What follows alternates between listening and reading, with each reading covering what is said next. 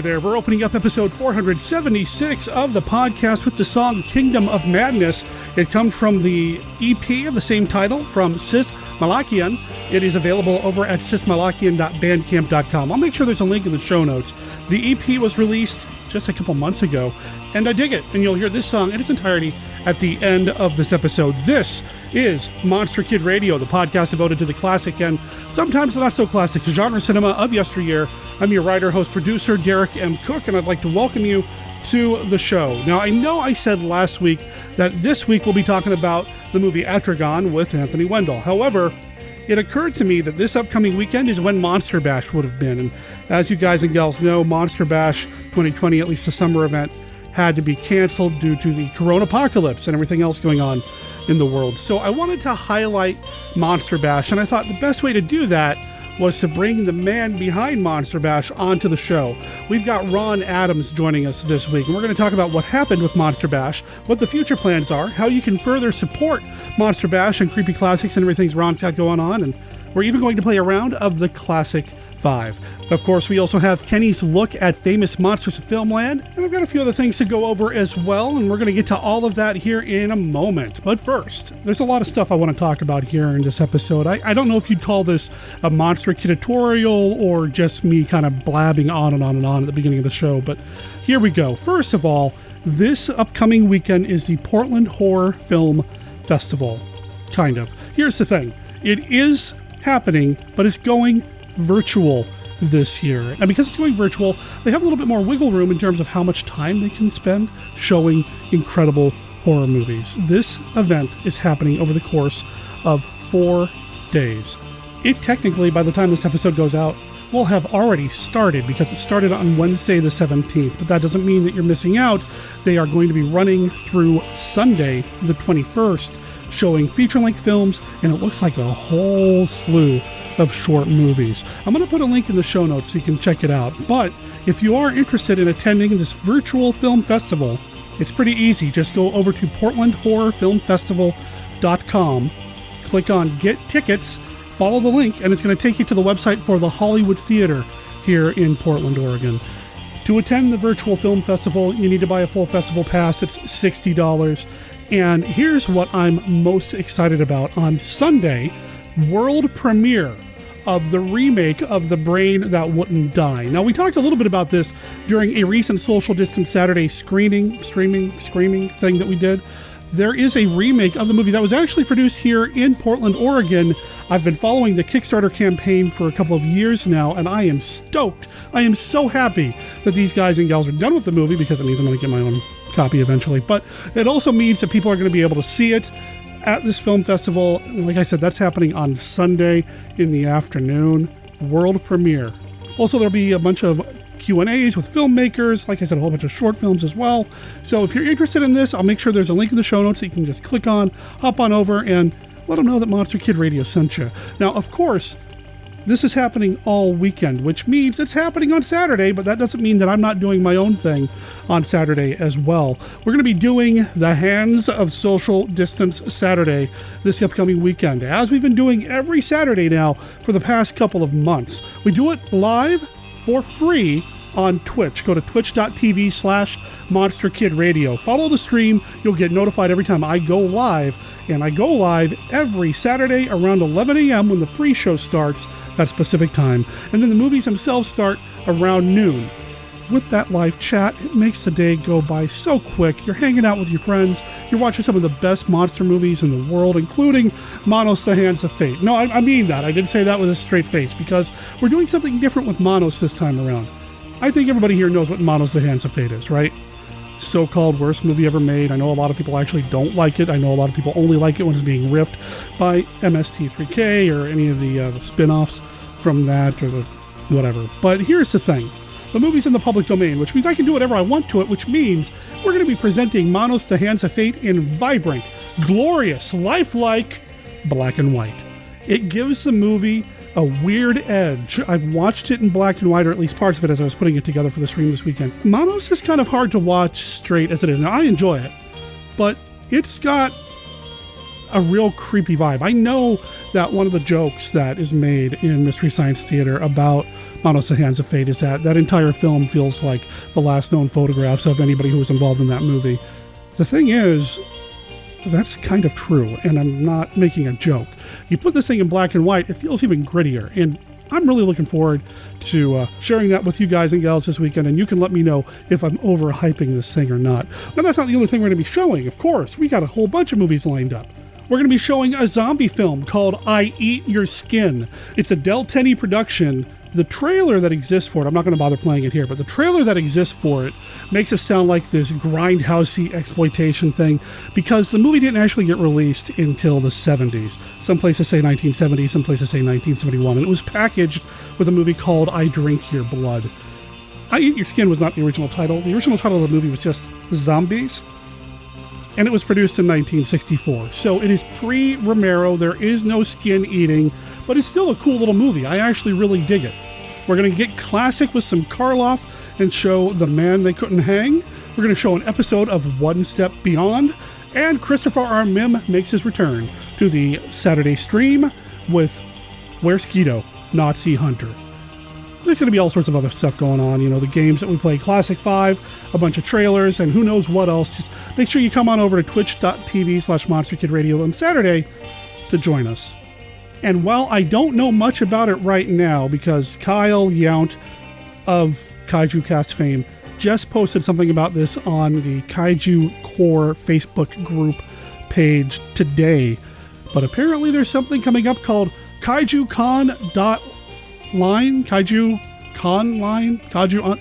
going to be an online festival of some sort. I'm assuming movies, maybe a panel or a presentation or two. I've also been contacted by somebody else who has spoken about doing something kaiju related virtually, or Japanese monster in classic horror monster vein. But this isn't it, I don't think.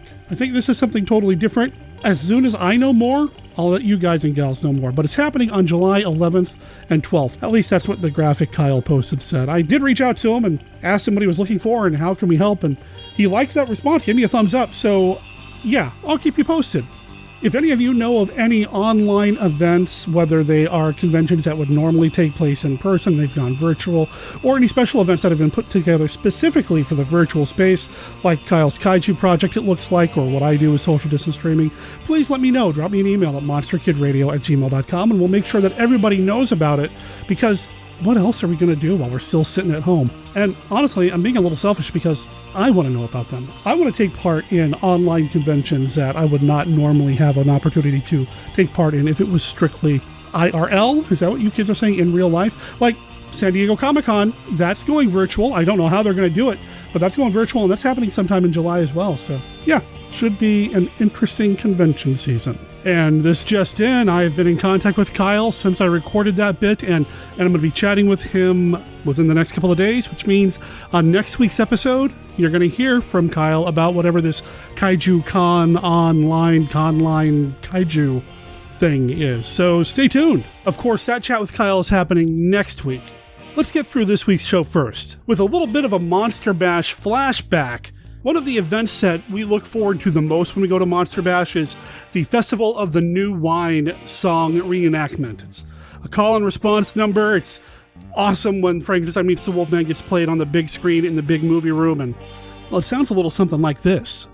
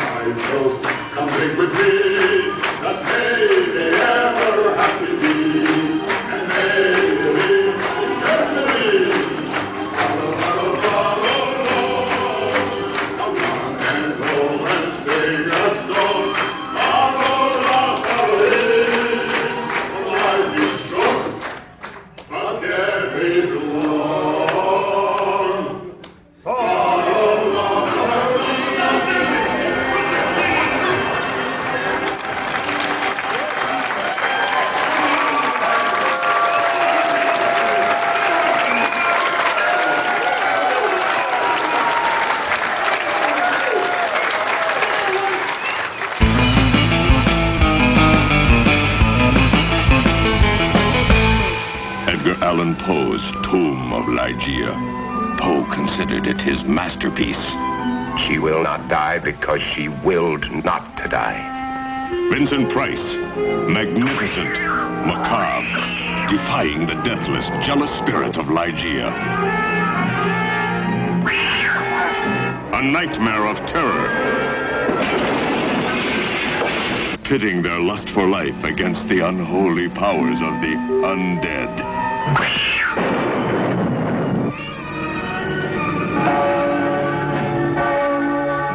The undead attack the living. A wondrous world of maddening horror. Starring Vincent Price in Edgar Allan Poe's Tomb of Ligeia in color. Hello, Christopher. What insanity are you up to today? Oh, hey, Lydia. I'm downloading some movies. What? People are always telling me that's illegal. Not these. They're all public domain. Oh, look, Rescue from Gilligan's Island. Well, let me see what you're doing. Oh, you're at archive.org. Well, they have thousands of films, TV shows, commercials, radio shows, and books available. Yeah, but there are so many. I wish there's a podcast or something that would discuss these things. You know, give us an idea of what's worth the time. Christopher, there is. We do one. Oh, that's right. We host Orphan Entertainment.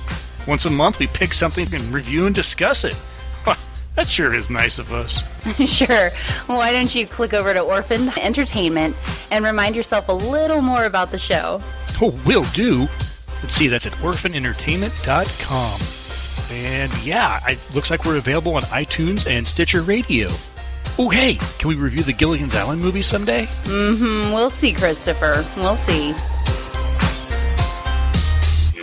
Journey into double terror with the late night double feature.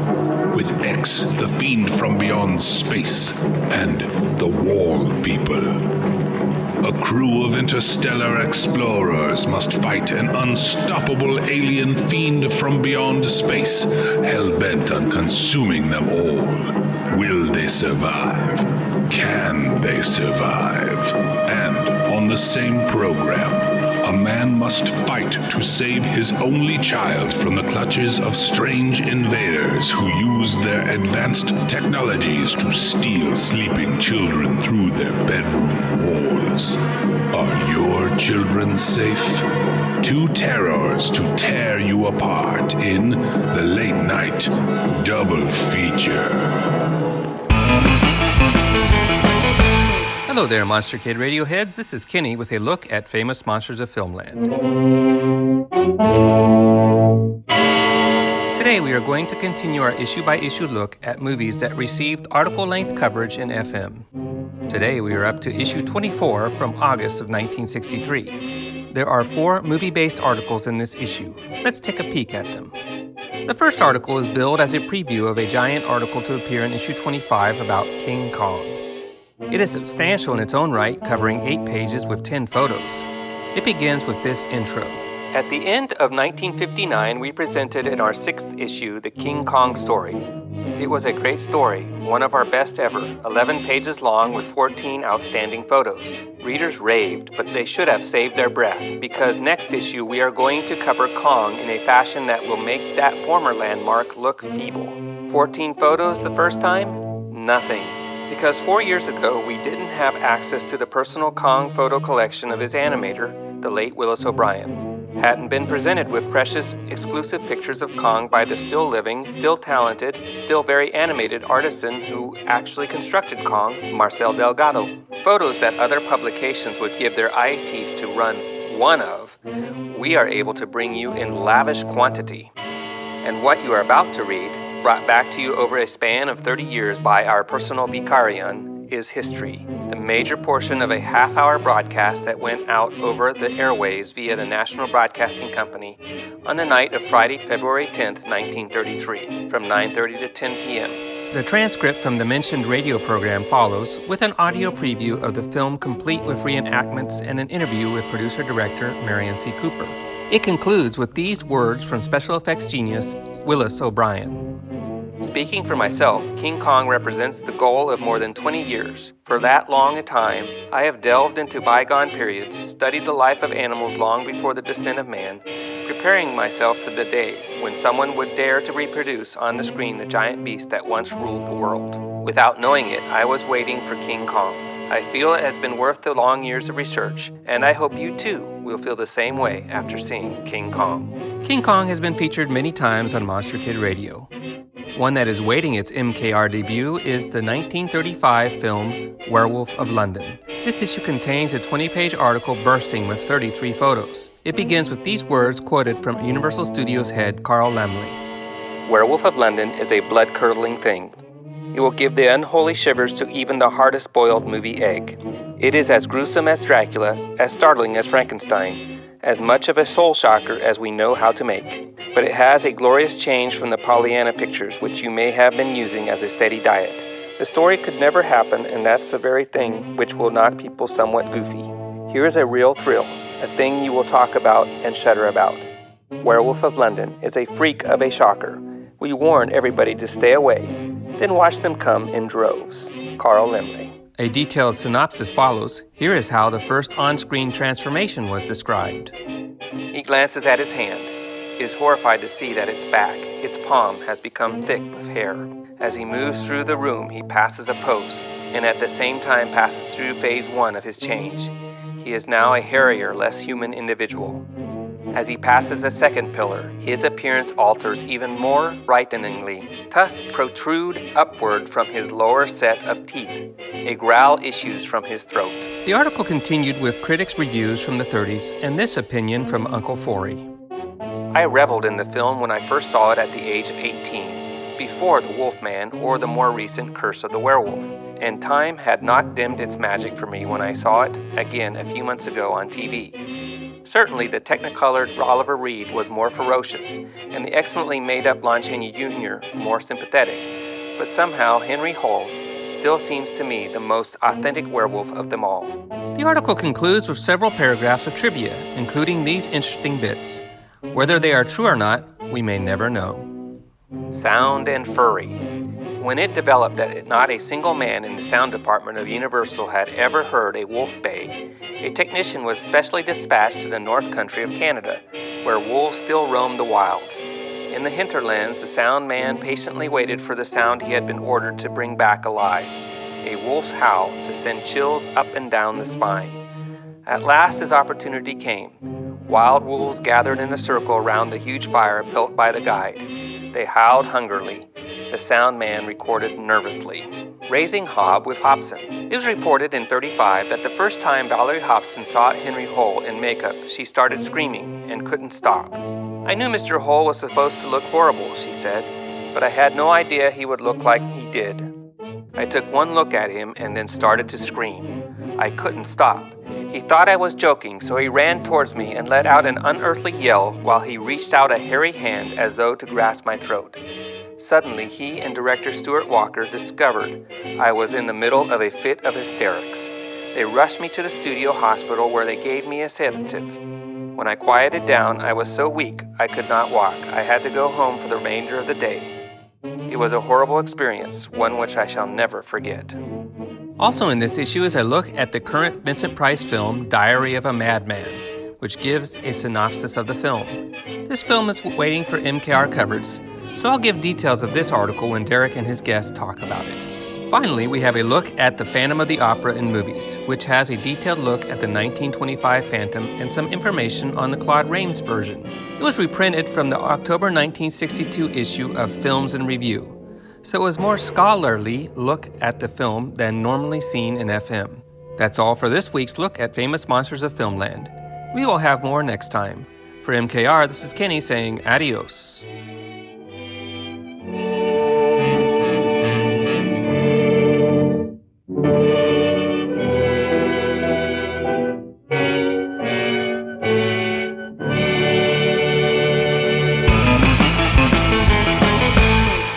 Famous Monsters of Hollywood magazine names it Shock Award winner,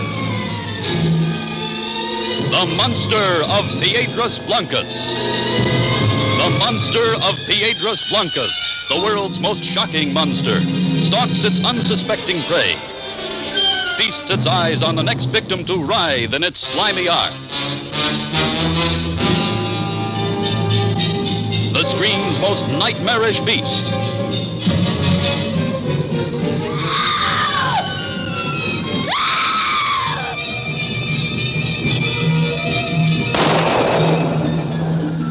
A claw-fingered, scaly-skinned, half-human crustacean, turning a lonely lighthouse village into a frenzied bedlam of blood-curdling horror. Never have you known such cringing terror, such drawn by love to the forbidden cove of the sea monster, then trapped in a torment of unendurable suspense.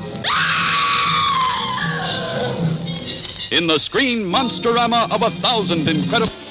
See the movie named the most brain-paralyzing shock story of them all, The Monster of Piedras Blancas.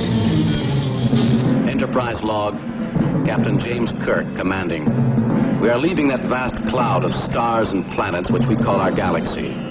The question, what is out there in the black void beyond? This is Captain Kirk of the USS Enterprise. Is there anyone on board? Is there anyone on board? Have you raised anyone, Lieutenant? Nothing, sir. It is an unmanned probe which seems to be carrying a warhead. William Shatner stars as Captain Kirk, and Leonard Nimoy as Science Officer Spock on Star Trek in color.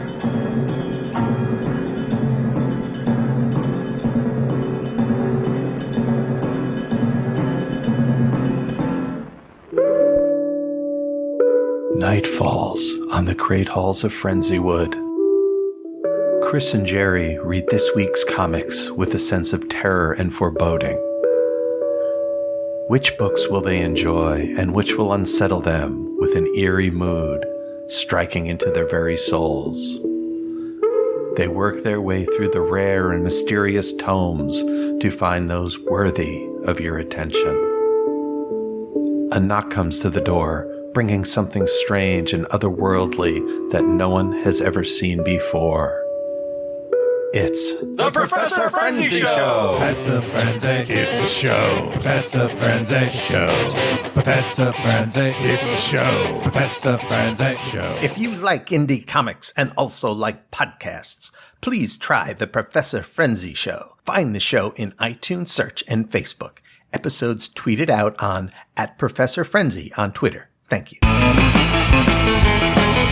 Monster Kid Radio listeners, you know there's an event that I look forward to every year, and I think you guys and gals do too. It's the Summer Monster Bash, and as the gentleman that I have on the line right now said when we first started speaking, before I hit record, it's like we're living in a science fiction movie right now. Things are just kind of all over the place. What a crazy time we live in. Ron Adams from the Monster Bash. How you doing, man? Oh, great, Derek. I hope you're doing well out there. We're doing as good as we can, with everything going on. I hope you and yours are staying healthy and safe and all that. Oh, yeah. Everyone's fine here at Monster Bash HQ. I wish we could say the same for Monster Bash. Yeah.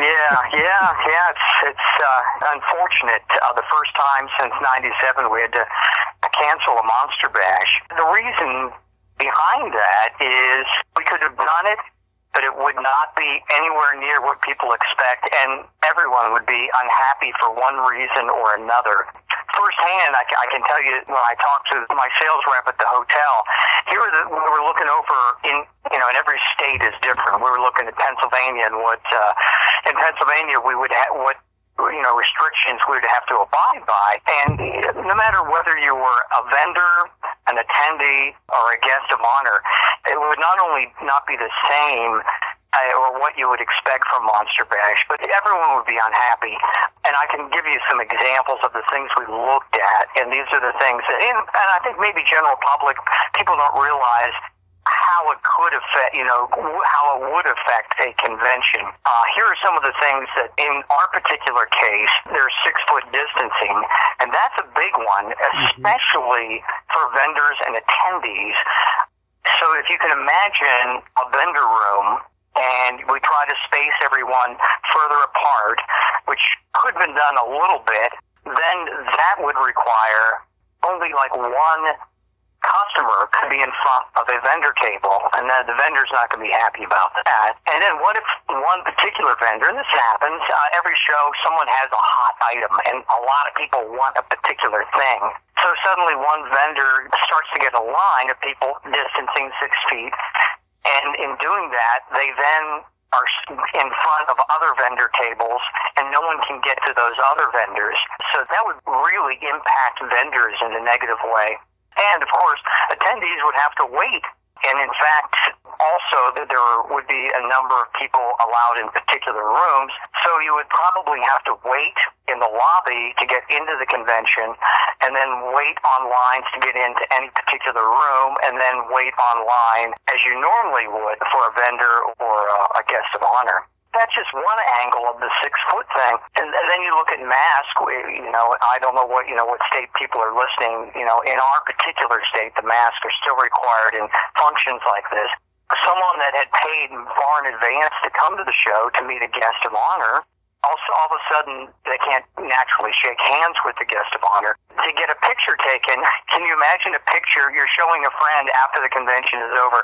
Here's me with Veronica Carlson.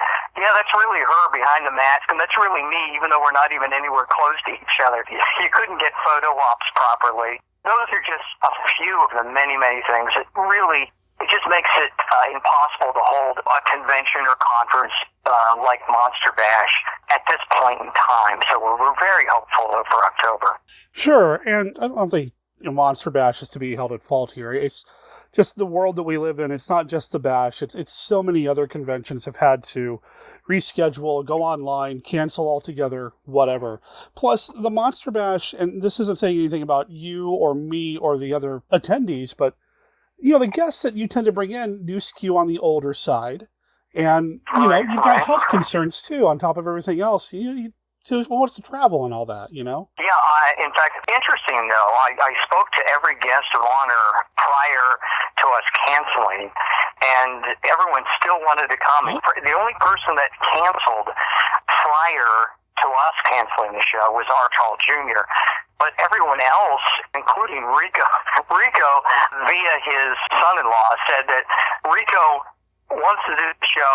He says he needs to work. He wants some money. Oh, wow. But naturally, it just wouldn't be good or wise. But on the good side of things, everyone that was scheduled for Monster Bash this June has confirmed for next year. So we will have, there might be one or two that weren't on the list, but all of the big names, Rico, Pat Priest. I was worried about Pat because she technically retired, but she said no problem. She'll reschedule 2021 to do Monster Bash. Oh, wow. Butch Patrick. So, most of all the people that were listed for June of 2020 have agreed to come back for 2021. In addition, I had already scheduled a return from Victoria Price, she's always wonderful, and also Caroline Monroe, who missed the last time she was going to be at Bash due to health reasons long before the virus, but she's well now and she's ready to do a show. So we're happy to have almost everyone that was going to be at the June 2020 show, and Victoria Price, and as well as Caroline Monroe. So 2021 June is going to be huge. It's going to be really, really great. At this point of the year, I typically start the mad countdown to Monster Bash, but now I'm counting down till next year even more because Caroline Monroe. I've never met her. Oh, you've never met her, Derek. Not only was she, an eye popper for all of us young boys back in the the days of Hammer and Dracula AD 72, but she is such a nice person. She's just a wonderful, wonderful person, and she's friendly to everybody. She's willing to give you the time of day. And a neat little Caroline Monroe story. Probably maybe the second time we had her, it was when we were running the show in Butler, Pennsylvania, and she wanted to see if someone could take her to the grocery store. So my wife graciously said, "No, sure, I'll go," because there was a grocery store close by. And Caroline was floored by the number of varieties of Oreo cookies. She couldn't believe the different flavors. She said in England, at least where she shops, There's the regular Oreos and one other selection, and she bought one of everything. It was 10, 12 different flavors of Oreo cookies, but so sweet Caroline Monroe likes her sweets. So keep that in mind, listeners. If you're ever going to see her at a convention, bring a unique case of Oreos. That would be hysterical. Because she loves Oreos, and if everyone brought a different variety of Oreos to her table, she would be floored, I'm sure. That would be really fun. Really fun. Besides, next June, looking forward to that, we're hopeful. And naturally, it's a fluid situation, but we are very hopeful for the October Bash, where we have, some great guests scheduled. I sure hope we can make it happen. We have a huge lineup of people, and it's going to be just a dynamite show in October if everything permits it to happen. So, we're looking forward to that. And we hope that can happen. But June is on with, like I said, pretty much all the same guests from 2020, as well as Caroline and Victoria Price. So should be great. Yeah, Victoria is wonderful. And I've had a chance to speak to Caroline briefly on the phone. Josh Kennedy had her and Martine Beswick give me a call from the set of House of the Gorgon unexpectedly. So I have had a chance to speak with them briefly. I probably wasn't in top form, but that was an experience. Now, you mentioned the October show. Now, that one, like you said, permitting, it's still on. I've never been to an October show, so what happens in October? Well, October traditionally has been slightly smaller than the June Bash, but still, pretty solid. And this one was looking to be our biggest October show ever, and I'm sure it will be if it happens. Victoria Venturi from Hammer Films, When Dinosaurs Ruled the Earth, and a load of TV appearances. She hasn't done the show forever and ever, and we're looking forward to having her. Elizabeth Shepard coming back, who she co-starred with Vincent Price and Tomb of Lygia. Anne Robinson. I think it's been 10 years or more since we had Anne Robinson from War of the Worlds. She'll be there. Jackie Joseph from Little Shop of Horrors. And I was really pleased to meet Pamela Pierce. And if the name doesn't ring any bells, her dad was the guy that produced The Legend of Boggy Creek, along with a score of other films. And she's in that movie, as well as a variety of other things. And she is just such a great person and a wealth of knowledge since her dad was, in the business. And she's going to be great. John Russo coming back in October. Sharon Moffat from The Body Snatcher with Boris Karloff. And so, October is packed with great guests. And so we're sure hoping that, the October show will come to fruition, permitting restrictions at that point in time.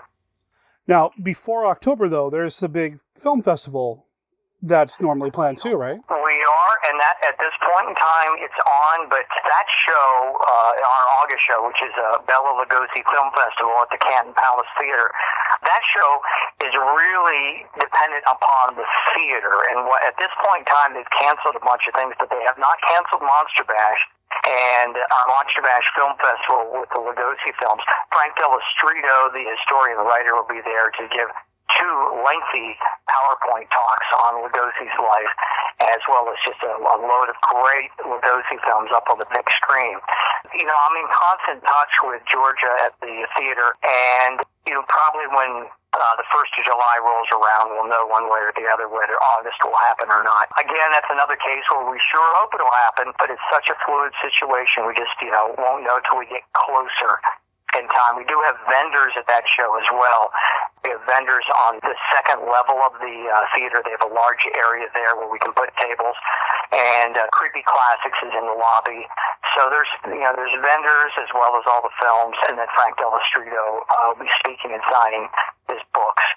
So hopefully August and then October. So you mentioned Creepy Classics, and I think most people know that that's the mail order business side of what you do with getting movies to people, buying DVDs online, magazines, things like that.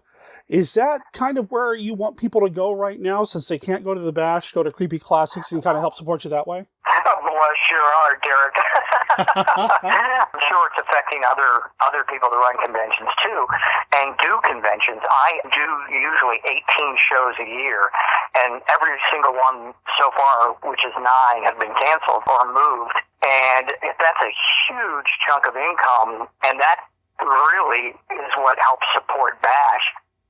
Just attendance at Monster Bash, so much money that goes into Monster Bash. Monster Bash itself does not support itself. Creepy Classics and doing, other shows as a vendor is really what makes Monster Bash happen. So yeah, anyone that can go to creepyclassics.com and help the cause, it's very appreciated. That's how we've been eking along, is from the mail order, since there's been no shows this year.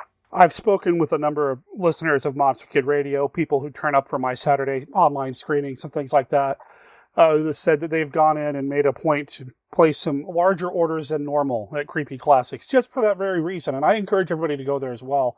I'll make sure there are links in the show notes, but it's pretty easy to find. It's just creepyclassics.com. Well, yeah, thank you very much. Yeah, creepyclassics.com. Now, I'll mention some of the other, this is kind of news, and there are some other shows that I just got word today of some rescheduling going on. Just today, I found out that the Night of the Living Dead Festival that was to take place in Monroeville at the Monroeville Mall, that was to happen right, I believe, the week right before Monster Bash. It's been rescheduled way out till November, but at least it's going to happen. It'll be November 6th, 7, and 8, and at the Monroeville Mall. So that, I just got word today. And also, I got word that the drive-in show that happens in Vandergrift, Pennsylvania, that the September show is on. It was in question, and they didn't have dates. They do now have dates, and that will be the 17th and 18th of September. Will be the drive-in show in Vandergrift, Pennsylvania. A lot of shows were rescheduled. Wonderfest is now in October. It's normally in April. It is October 24th and 25th in Louisville, Kentucky. Gallardi Fest, unfortunately, was just canceled for this year totally. So that's gone. The Sima Wasteland show, the April show, was in Cleveland, Ohio. That was canceled, but they have another show that's still on for the first weekend in October. Monsterama in Georgia, in Atlanta, Georgia. That's still on for October 9, 10, and 11. So there's still things happening, and we just hope that Monster Bash August in Canton, Ohio, and the big Monster Bash Oktoberfest in Mars, Pennsylvania, can still go on. So that's kind of where we're at right now, Derek. And I know David over at the Classic Horror Film Board has a pinned, I guess, message in his forums showing all the updates about things that are happening in terms of conventions being pushed back or canceled or whatever. So also listeners should be paying attention to that, but I'll pass this on to the listeners too, for sure, especially since these are important events to us monster kids. I've talked a lot about how social media is great, the internet's great, we've connected with so many people across the world, but there's just nothing like meeting with our fellow monster kids in person.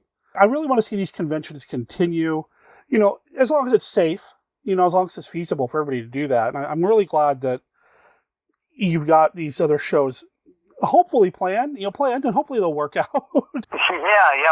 It's such a fluid situation. We won't know till we get, closer to the actual dates of things happening. And things are different from state to state, too. Some states, they'll be able to happen quicker. So we'll just have to, we just have to kind of ride the tide and wait it out and see what's happening.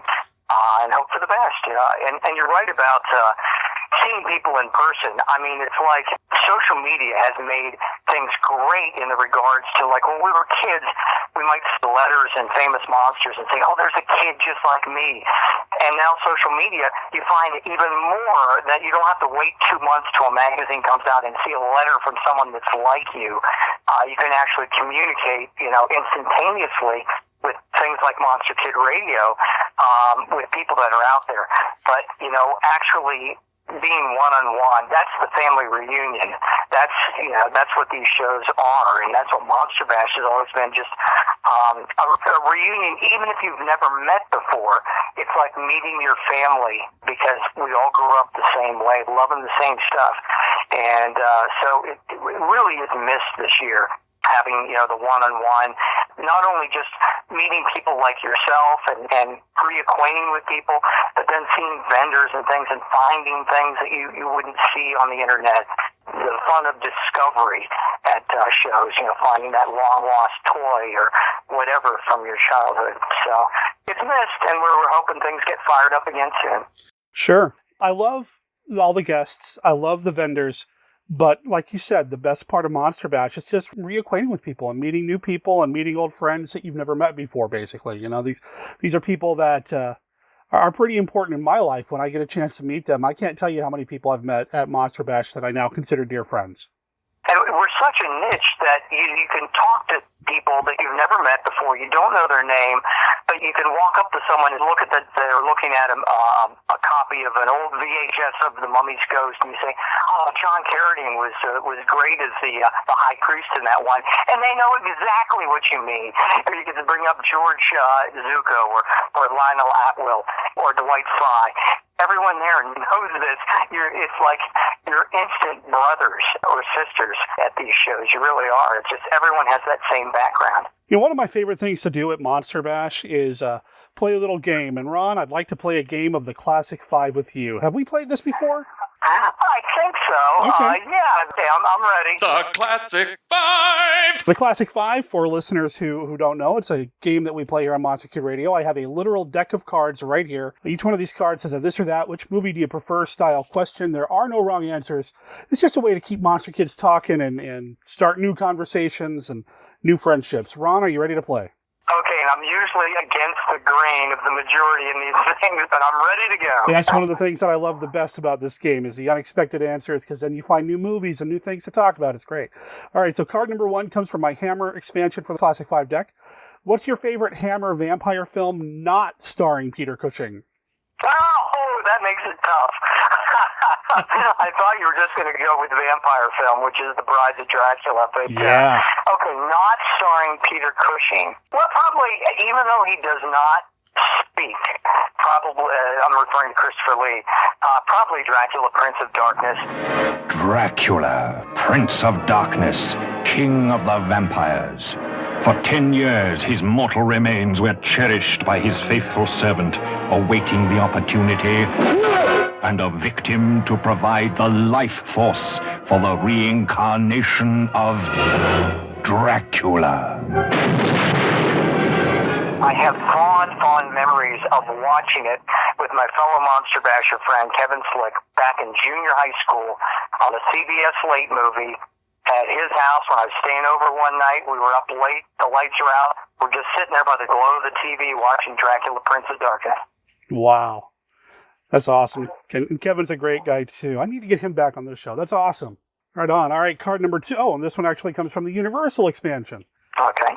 Imhotep, Karis, or Clarice?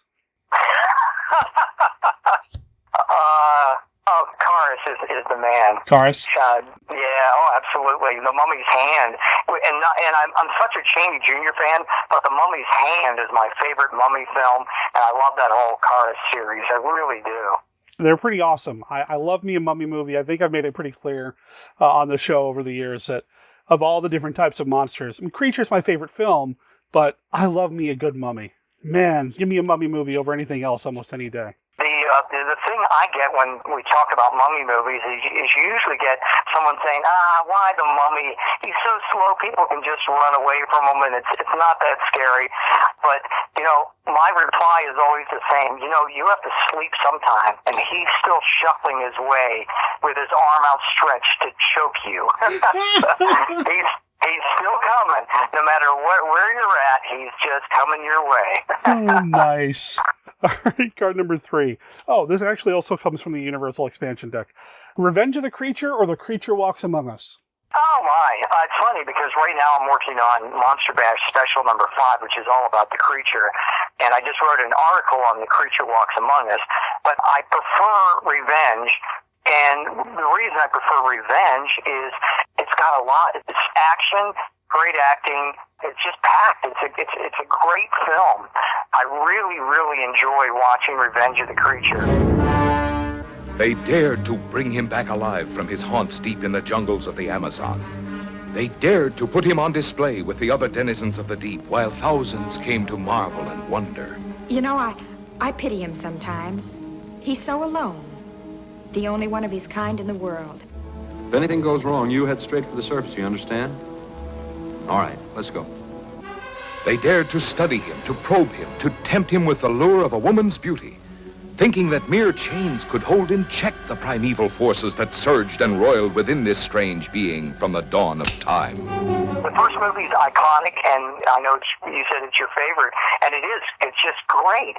But Revenge is kind of like, in the Frankenstein series, there's House of Frankenstein, which I really like. It's like that. It's non-stop action, pretty much. And so if you want to get a young kid involved in liking classic monsters, and you're talking creature, I actually think Revenge might be a better way to start because there's less science fiction in it and more monster. And it's good to catch a kid that way and then let them expand into the greater things. Now, Creature Walks Among Us, I wrote an article on that, and it gets trashed a lot because they're messing with the creature and genetically altering him, and they're burning him up. The creature really takes a lot of rough business in that movie. But and people dislike it. A lot of people I've found really dislike it for that. And I don't necessarily like what happens to the creature, but as far as a movie goes, it's still a lot better than many other 1950s science fiction movies. Okay, granted, it's no Creature from the Black Lagoon, and doesn't come close to Revenge of the Creature, but it's still a lot better than most 50s sci-fi. It's still a fun movie to watch. So I'm sorry I went too long on that. No, for that one. I love Creature Walks Among Us. When I first discovered that movie, I wasn't really a big fan. They messed up the Gill Man, come on. But over the years, as I've watched it, I've really warmed up to it. And I find that there's a lot more going on in that movie, kind of under the surface, than a lot of films. And I think, a lot of the 50s sci-fi movies, it's whiz bang, there's a monster, let's get him. With Creature Walks Among Us, there's some real human stories happening here that are fascinating. You've got the monster. Jeff Morrow is not going to win any award as best husband of the year, that's for sure. Right. It's so good. It's so good. I really enjoy it. I can't wait for that article. We'll talk about that magazine here in a second. Let's see. Question number 4. What's your favorite black and white zombie movie? Oh, okay. It's I Walk with a Zombie, hands down. That, in fact, is probably in my top 5 horror movies of all time. Out of their West Indian island comes a tale of terror and voodoo, of witchcraft and zombies, and all the weird black magic that the white man seldom sees. It is a tale of brother against brother, and their love for a woman who lived with the dead. And it is also the tale of a young nurse who never believed such things could happen. That Val Lewton one in particular, to me, is horror movie poetry. And I just love I Walked with a Zombie. White Zombie is a close second. It's great. Lugosi is in top form. But I really, really love I Walked with a Zombie. I just think it's almost an existential experience watching I Walked with a Zombie. I love it. And the music score is just phenomenal. Man, and the stuff with Sir Lancelot, his Calypso song there, man, that's so good. Oh, yeah. So good. And I was just talking about, I actually just did an episode about a Val Lewton film the other day here on the show. And there's something about his work in particular. And then I Walk with a Zombie is just gorgeous. I think you nailed it. It's poetry. It's a great way to put it. Yeah, it really is. It's wonderful. Wonderful stuff. All right, final card, final question. The Amazing Colossal Man or Attack of the 50-Foot Woman? I love that question. Now you said amazing, not War of the Colossal Beast, right? Amazing Colossal Man? Right. Okay. Well, I go with Attack of the 50-Foot Woman.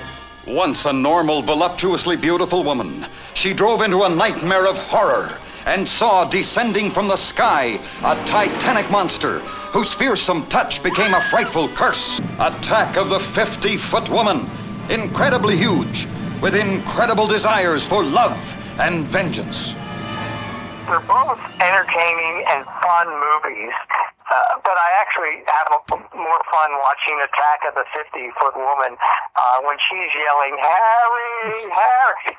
I love it. I mean, it's low budget, it's cheap, but it is fun. And for me, a bad movie, is not necessarily low budget or silly. It's one that's boring.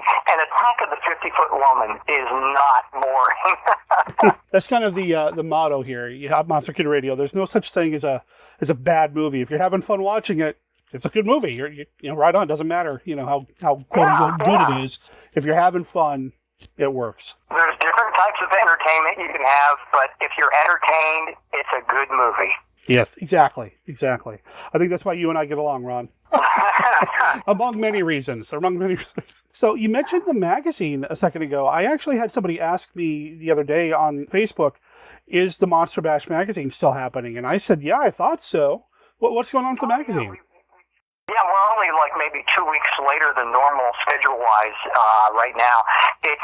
I'm just finishing layouts, and it'll probably be at the printer by Monday of this next week and ready a week after that to send out to subscribers and pop online. So yeah, this is a special issue. It's our special number 5, which is all Creature from the Black Lagoon. Not necessarily just the first movie, but all the Gillman. It's a Gillman issue. You're going to set one aside for me, right? Absolutely. Absolutely, Derek. Yeah, and I'm happy to say Frank Delastrito, one of our favorite writers, he's involved, and lots of people have stepped up for some great creature stuff. There's some rare photos, thanks to Ted Boas and Buddy Barnett, and just great articles and just fun reminiscing about the creature and the creature movies. So it'll be a lot of fun. And the cover, Mark Maddox did the cover. It's a stunner. I put it a couple times out there for people to see the cover. It is a stunner.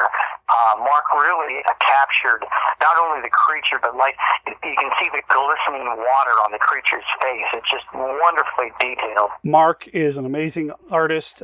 He's been doing a lot of like DVD and Blu-ray covers, magazine covers. Yeah. He's received at least one Rondo, if not more, and he deserves all of them because of all the work he's done. It's just amazing. Yeah, one of his most recent is the Blu-ray for Evil of Frankenstein, which is gorgeous.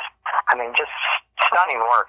Yeah, it really is. One of the things that I like about our community is that there are so many people trying to put magazines out that keep that spirit alive. That, you know, I wasn't around during the first run of Famous Monsters of Filmland, but I imagine that particular audience would love things like Monster Bash magazine, because what I have read of the old Famous Monsters, you've really kind of captured that essence with the magazine while updating it with modern production techniques and things like that. You don't get the newsprint on your fingers anymore, but you know, there's just this sense of continued community in the pages of the magazine. What inspired you to do the magazine to begin with? Actually, I've been thinking about doing it for a long time, and the guy that pushed me over the edge is Ted Boas. It was probably I can't remember exactly when. It was an early Monster Bash convention, and Ted said, you know, why don't you do the magazine? And, I have the program I can pop it into if you do layouts and stuff, and we started doing it, and then we've never stopped. I found recently, and I posted it online, I forget where I put it, but I found a drawing I did when I was like 10 of a mock magazine cover, which looks amazingly like one of the Monster Bash covers that had the Werewolf of London on it. And, you know, I had the slug lines and everything on the cover. And so it was even a tiny seed in my brain back when I was in junior high school, probably before that, actually. And I grew up with Famous Monsters, so that kind of spirit is what's in Monster Bash magazine. There's a lot of magazines out there. Ted does his own magazine called Candid Monsters, which he focuses on all the detail of behind the scenes of because he's a director himself, a movie director. So he focuses on the technical side of the background of the movies. Jim Clatterbaugh's done Monsters from the Vault, which is very scholarly and just wonderfully done with great reproduction. And, of course, Scary Monsters is a very fun, fan-based magazine that Dawn and Vicky do. And I'm somewhere in between all that. I'm doing the Famous Monsters feel of it being fun, and exciting, and you still can learn something about the movies as well. I try to straddle in between what other people are doing. Well, like I said, it feels like a community within a couple of magazine covers. There is the Monster Bash vibe alive and well in the pages of the magazine, and I really want people to check it out. If you haven't read the magazine, check it out. It looks good. It's well produced. It feels good. And you get some Mark Maddox art on the cover this time around? I mean, come on. Yeah, the creature. It's great. It's going to be a great, great cover. I love that there are so many magazines out there now. I don't know, when you were picking up Famous Monsters of Filmland off the spinner rack, did you imagine there being so many magazines out there now? Back then, there was really two really big ones. There was FM and Castle of Frankenstein. But there were a lot of different ones that would come out, but they would only last like 3 or 4 issues, maybe 10. They'd be in and out from, various lower budget production houses like maybe Charlton, places like that. There were more of the black and white horror comic monster mags. Back then there was creepy and eerie. There was a variety of those eerie publication ones that were just very garish. And that's what I would go to when I couldn't find FM or a creepy or an eerie. You go for one of those, Voodoo Tales or one of those really garish ones. It was kind of like a backup when you were at a drugstore or a grocery store looking for a monster magazine. But today, in that regard, Rich Sala is doing a fabulous job with his magazine, The Creeps, which is very much like Creepy magazine was back then. And we've developed kind of an advertising partnership because we're doing what was big in the 70s. Monster Bash kind of having the feel of Famous Monsters, and The Creeps having the feel of Creepy. And so we're kind of like reinventing the 70s and the 2000s. We hope so, at least. That's fantastic. And do you stock the magazine in the store online? Oh, absolutely. Yeah, all those magazines. I carry them all, Scary and Monsters from the Vault and The Creeps, whatever. We lots of them at creepyclassics.com. You click on Creepy Newsstand, and all the titles will come up, and you click on the title, and you see the pictures of all the run of that particular magazine and what we have available. I love going to creepyclassics.com. I'm going to be placing an order myself here in the very near future, especially if you got that Creature magazine coming out and you got one set aside for me. You bet, Derek. I'll just send you one. I appreciate everything you do with Monster Kid Radio. You're really, really great. Well, I'm not fishing for freebies, but, I want to support you guys and gals. And I think the best way to do it, again, go to the website, and you've got the Monster Bash news website set up as well. Where can people find out about the Monster Bash online? Okay. Well, you can go to monsterbashnews.com, and then if you go to the main site, creepyclassics.com, and you want to see anything about any particular Monster Bash coming up, right in the header, there's links to Monster Bash August, Monster Bash October, and Monster Bash next June. And then for the news, which has changed, I change it. The first thing I do in the morning, I get up at 4 every day, and by 5 o'clock in the morning, I pretty much have the news page all done for the day, which is, it's Monday through Friday, monsterbashnews.com. And if you're on Facebook, you can also just search for Monster Bash Conference, and there we are with over 10,000 followers, putting stuff out there every day. I'm not sure how I managed to do it. I don't remember how long I've been on it, but there's an email list too, isn't there? Oh, yeah. If you order anything from Creepy Classics, you can automatically be put on the list unless you request not to be. And you can also just email me, creepyclassics@creepyclassics.com, and say, hey, put me on that news list. I do, on the mailing list, I do a newsletter every Friday where I do some memories of me flashing back to the 60s or 70s and things that everyone can relate to that's a monster movie fan. This last week I was talking about late nights, staying up late and watching, movies when mom and dad were in bed. Maybe movies they wouldn't let you normally watch. You're sitting in the living room, the lights are out, there's just the TV glow there, and you're watching, some European movie with Barbara Steele in it, and you're thinking the whole time, oh, I hope mom and dad don't wake up and catch me watching this. I love getting those emails, and that's my favorite part. It's like these little editorials I get once a week from you. And yeah, you mentioned things like the torture chamber of Dr. Sadism and Dr. Tar's torture dungeon. And I mean, these titles imply that the movies are a lot worse than they really are. But man, as I can imagine, like when I was a kid, if my mom caught me watching something like that. You're 8 years old, and your mom and dad would not be happy with you watching some of these things. The House That Screamed was the big one for me. I couldn't believe what I was seeing on TV. Well, now I want to go. I don't know if I've seen that one. Now I need to go see that. It's even pretty amazing for today. Okay, making a note here. Check that one out. All right. Well, is there anything else going on in the world of Monster Bash or with the Monster Bash family that listeners should know about right now? People probably have known my daughters if they've ever been to a Monster Bash convention. She was not quite 1 year old when the first Monster Bash happened. She's been at every Monster Bash, and she's 23 now, and she's getting married in August. And she's the little kid that we used to always see under the tables playing with plastic monsters at Monster Bash. But wow, I can't believe she's grown up. But I guess she has. She's getting married in August. The big question, though, is her fiancé a monster fan? Well, we're forcing that. He is now. And we've all worked on him. And he's in the family. He's going to have an orange shirt, so that's all there is to it. And for those of you who don't know, all the staffers at Monster Bash wear these orange staff shirts. So he's been recruited whether he likes it or not. Listeners, if you ever do go to a Monster Bash, do not wear an orange shirt because you will be asked about where the bathroom is repeatedly. Well, that is true, Derek. It is so true. I've had people that were wearing orange shirts, and they've come up to me and told me they've been like, "Where do I find this? What time is the cake in the lobby?" It's like these poor people that wear an orange shirt, they don't know what they're in for. But if you do want to wear an orange shirt, get a hold of Ron. I'm sure you could always use more volunteers. Be careful what you ask for. I'm trying to look for like a silver lining with all of this, and I mean, outside of the obvious, keeping people safe and, all that. I think I told you in an email that at least the weekend of Monster Bash, you're going to be able to sleep in a little bit. Well, I'll probably be working.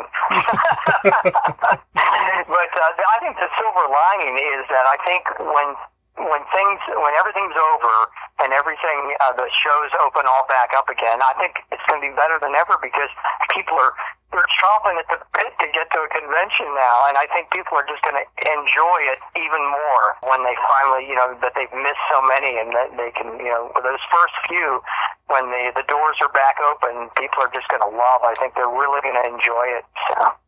Yeah, I'm looking forward to normalcy, whatever that looks like, moving forward just for the convention side of things and being able to see people that I don't get a chance to see in person, including you and your family, man. I'm going to miss seeing you guys this summer. Well, likewise. I mean, always great to see you coming and going right at the front end of Bash, Monster Kid Radio there. Yeah, and if you'll have me, I'll be there next summer, man. Oh, you bet. It'll be great. Ron, I want to thank you again for doing this. You are welcome here on Monster Kid Radio anytime. If you want to talk about a movie or just let me know what's going on with Monster Bash or Creepy Classics, just drop me an email, man. You're always welcome here. Well, thank you. It's a pleasure, Derek, and I really appreciate what you do. Obviously, I want to thank Ron for being part of Monster Kid Radio this week, but also just on a personal level, thank you, Ron Adams, and the Monster Bash family and community for bringing Monster Kid Radio into your family. I am so honored and so proud to be part of what you guys and gals do every summer, with the exception of this summer, of course. So Ron, thank you from the bottom of my Frankenstein heart. I really appreciate everything you've done for me and the podcast. I hope I've been able to return the favor a little bit. And listeners, you can help me return the favor. By hopping over to creepyclassics.com and buying some merch. You're looking to buy a DVD, you're looking to buy a book or a magazine, head over to Creepy Classics first. I know Amazon, there's an affiliate link, you help me out, but help out Creepy Classics and the Monster Bash. It's a worthy cause. You've heard the content that we've collected at Monster Bash over the years. We can usually get about a month's worth of material for Monster Kid Radio out of one amazing weekend, and we want to see them continue. So I'll make sure there are links in the show notes to creepyclassics.com as well as monsterbashnews.com. And then while we were talking, Ron mentioned a handful of other conventions. I just want to make sure that you guys and gals know that I'll be including the links to the Living Dead Weekend, the Drive-In Super Monsterama, Wonderfest, Cinema Wasteland, and Monsterama. I'll make sure there are links to all of these in the show notes. The information that Ron presented in this conversation about those conventions is current as of this week. However, moving forward, depending on when you listen to this, it may have changed. So check out the websites if you're interested in any of those conventions as well. I would like to have Ron back on the show down the line, so stay tuned for that. And Ron, once again, thank you, my friend.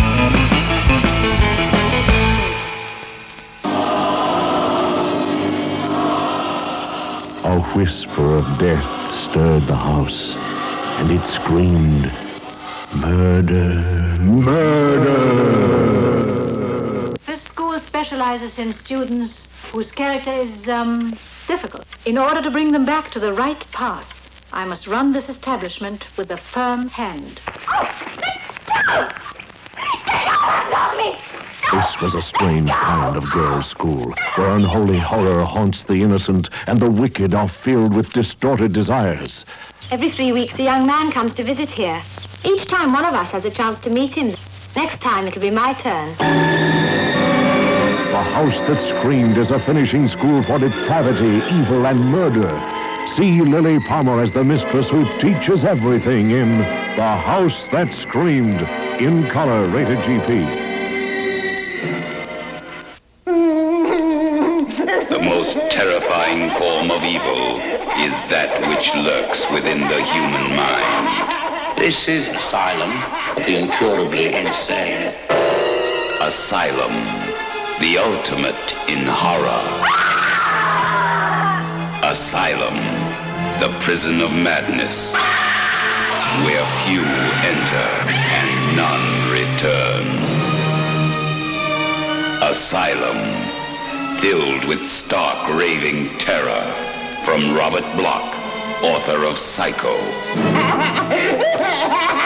See Asylum.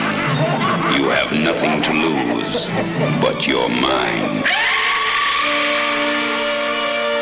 Asylum, from Cinerama Releasing, rated PG. Parental guidance suggested.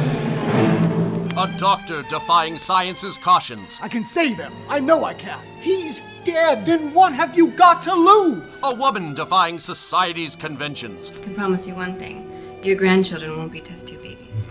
A happy couple with a promising future, and the cruel twist of fate that changed their lives forever. There's been a terrible accident. I've got to save her. Her? What have you got in there? Now, for the first time in dazzling Technicolor, a film so shocking you won't believe it until you've seen it. Lies deceive me. The brain that wouldn't die. Let me die. Let me die. Her head kept alive by experimental science, by a man whose abnormal passions inspired him to try the impossible. I've got to go and find a body for Jan. How do you intend to do that? There are ways. There are ways. His search for a perfect body threatens every beautiful woman who crosses his path. Exotic dancers, swimsuit contestants, and pinup models like this woman here, all are prey to his distorted desires. Come now, Doris. Do I look like a liar to you?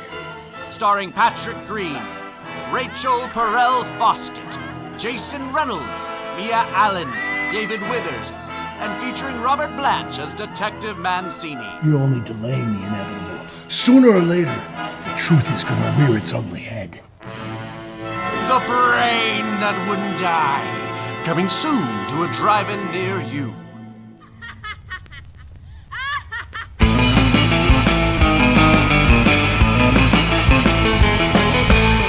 I feel like there's so much more that I wanted to share with you guys and gals this week on Monster Kid Radio, but honestly, I can't remember any of it right now. So why don't we go ahead and wrap up the show? Thank you for listening to this episode of MKR. It really does mean a lot to me that you're taking some time out of your day to spend some of your life with mine. That sounded weird. Thank you for being part of the Monster Kid Radio audience. Just it means a lot to know that you guys and gals are out there enjoying what I do, hopefully. In fact, please consider leaving an honest review for Monster Kid Radio wherever you download your podcasts. And spread the word. Let people know about what we do here on Monster Kid Radio. We're trying to grow our numbers a little bit, get a few more likes on Facebook, that sort of thing. So please consider sharing the post or retweeting tweets or just letting your friends know about Monster Kid Radio. Really would mean a lot. You can find out everything you need to know about Monster Kid Radio over at our website, which is, surprise, surprise, monsterkidradio.net. .com was taken. So monsterkidradio.net is where you're going to find everything you need to know about what we do here, including our contact information. You can email me at monsterkidradio@gmail.com, or you can call and leave us a voicemail at 503-479-5657. That's 503-479-5MKR. You can also find links to all those conventions that Ron mentioned, as well as Amazon affiliate links that you can follow if you're going to buy anything on Amazon that you can't find at Creepy Classics, because if you follow the Amazon affiliate links, I get $1 or $2. Wow, I might be overestimating that. I get like a cent or two out of all of that, and it just helps to support the show. You can also support the show by becoming a patron of Monster Kid Radio through Patreon. We have a new Patreon campaign that we launched a couple of months ago. I think it's going really well. I'm enjoying creating the reward content for those of you that are in the Hammer or Universal level of supporting Monster Kid Radio. In fact, if you are a Patreon patron of Hammer or Universal level, you should have gotten a notification. You should have gotten your first official Monster Kid Radio Classic Monster Movie bingo card. So keep an eye out for that. And listeners, if that's something that you're interested in, well, check out patreon.com/monsterkidradio to learn about the campaign.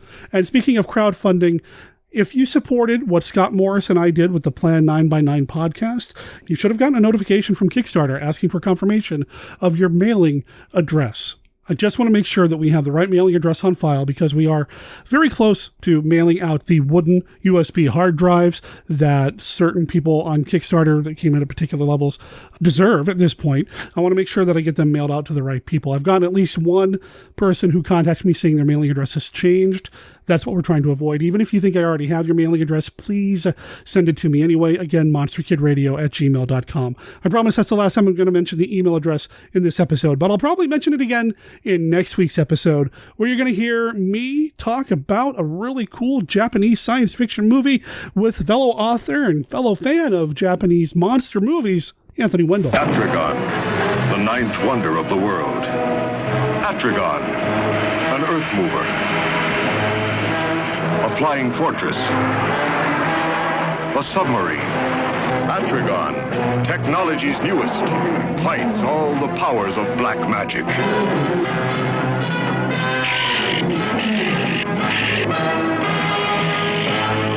The mysterious submerged continent of Mu attacks our world. I am agent number 23 of the Mu Empire. This earthquake is not accidental. Terror panics civilization. As cataclysmic forces clash, Atragon in color. So come back for that. And if you follow me on Facebook or follow the Monster Kid Radio podcast on Facebook, either in the page or the group, you'll see that I posted the rest of the schedule for the next several weeks. So hop on over there and check it out, and that way you'll know what's coming up over the next several weeks. The song Kingdom of Madness is copyright 2020 Sis Malakian. You can find it at sismalakian.bandcamp.com. I'm going to try to spell that out for you guys and gals. It's SYSMALAKIAN.bandcamp.com. He's got a handful of releases there. Check out the Kingdom of Madness EP to pick up this song. Let him know that Monster Kid Radio sent you. Monster Kid Radio is a registered service mark of Monster Kid Radio LLC. All original content of Monster Kid Radio by Monster Kid Radio LLC is licensed under a Creative Commons Attribution, Non-Commercial, No Derivatives 3.0 Unported license. My name's Derek M. Cook. I'll talk to everybody next week when we finally do talk about the movie Atragon. Oh, and we'll have a quick chat with Kyle Leount as well. Ciao.